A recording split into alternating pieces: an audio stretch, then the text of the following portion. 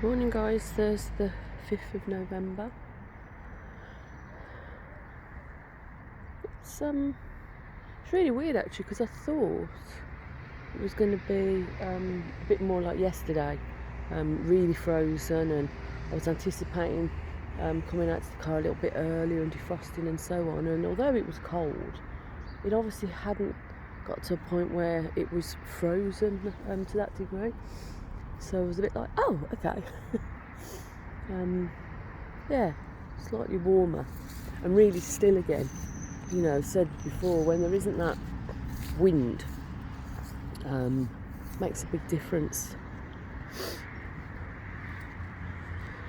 I just had lots of things actually mulling through my, flitting in and out of my mind about what to share, and then actually what sort of landed on that felt right was I was talking to someone, and they were sharing about how they're not they're really upset and frustrated. They're not happy with themselves in terms of how they've gone about dealing with a particular situation, and I think the more, probably two things really. I think the older I've got and the more, I do the work I do, what I realise time and time again is to say make any comments to somebody that, if you like, appears to come across as if you're judging somebody, is just totally, utterly pointless. And that might sound really obvious, but the amount of people that do understandably judge or have an opinion about something that somebody's done, and may, particularly if they're closer to people, friends and family perhaps, as opposed to somebody, I don't know, a bit more distanced, they may make comments like, oh, a bit silly, wasn't it? Oh, it's stupid, or why did you do that? I remember when I was in a challenging, difficult situation a number of years ago, and it was another family member had sort of pretty much, their initial response was basically to say that they were, really sort of shocked and disappointed, surprised in me and how I'd been and responded in a particular situation. And I mean, I already felt pretty crap about the thing as it was, and so it was really interesting. I remember at the time to have that response from somebody who matters to you was almost like another knockout, so to speak, over the head. Give you another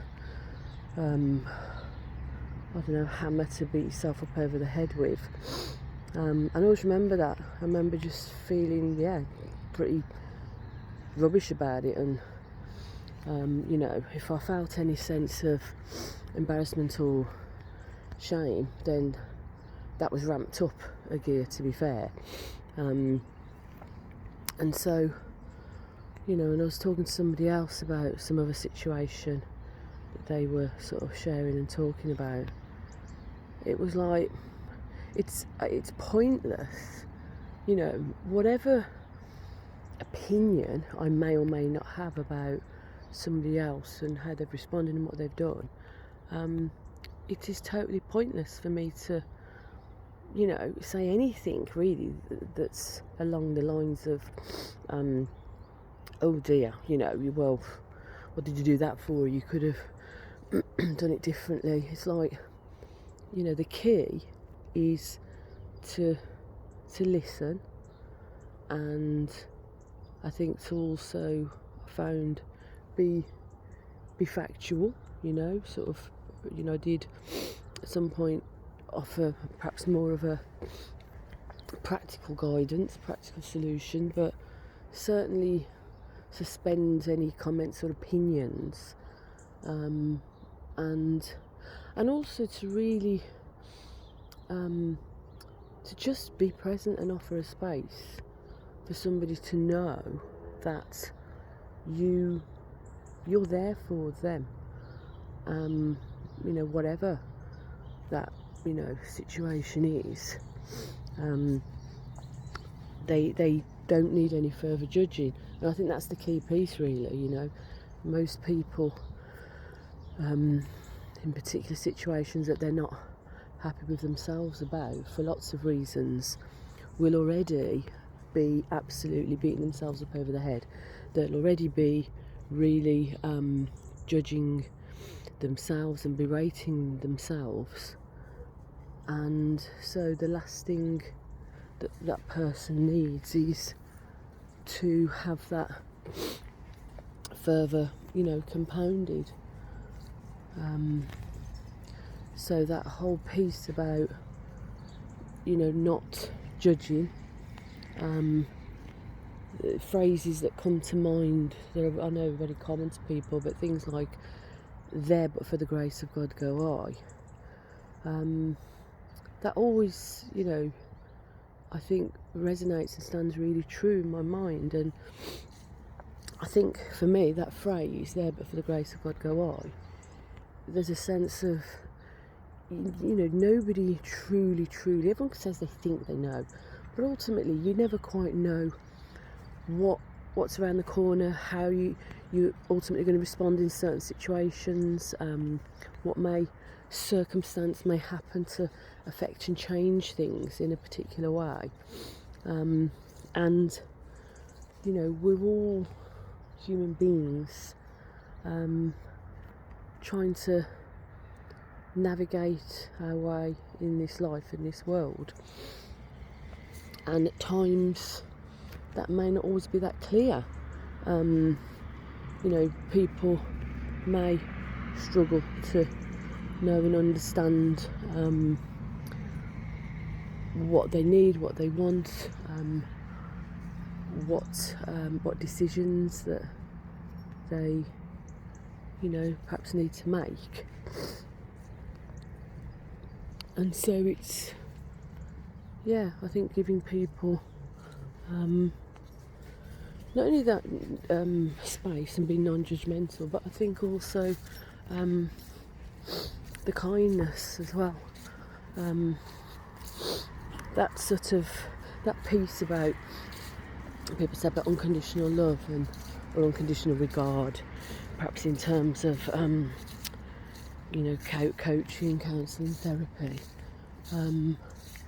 is really vital, but quite hard, I think, at times for people to really be able to show and demonstrate.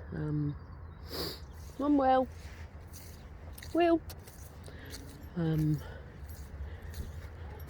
I know a lot of people say that is often the unconditional love and regard is very much what traditionally is seen as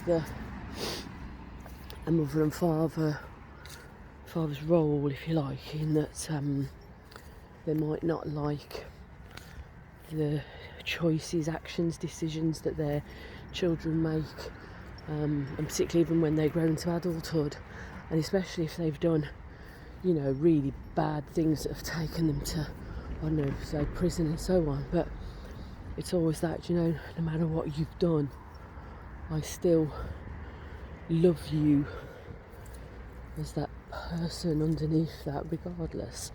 I think sometimes that's there for people. Sometimes my sort of experience and talking to a lot of other people is that for many reasons that may not always be there, and actually if they are judged from when they're younger, if they're sort of given a message of either you're not you're not loved enough, or you're not what I really wanted, or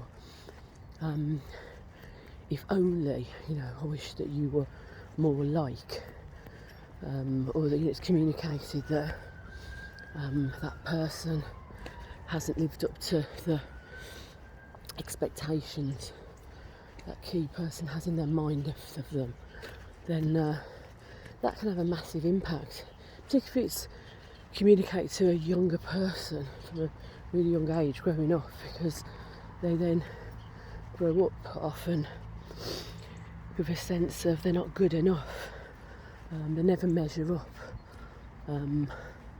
lack of sense of strength of, you know, identity and who they are, what they're about. And that can make for very challenging times in their adult life. Certainly one client I have that I'd say that's very much their experience, their upbringing.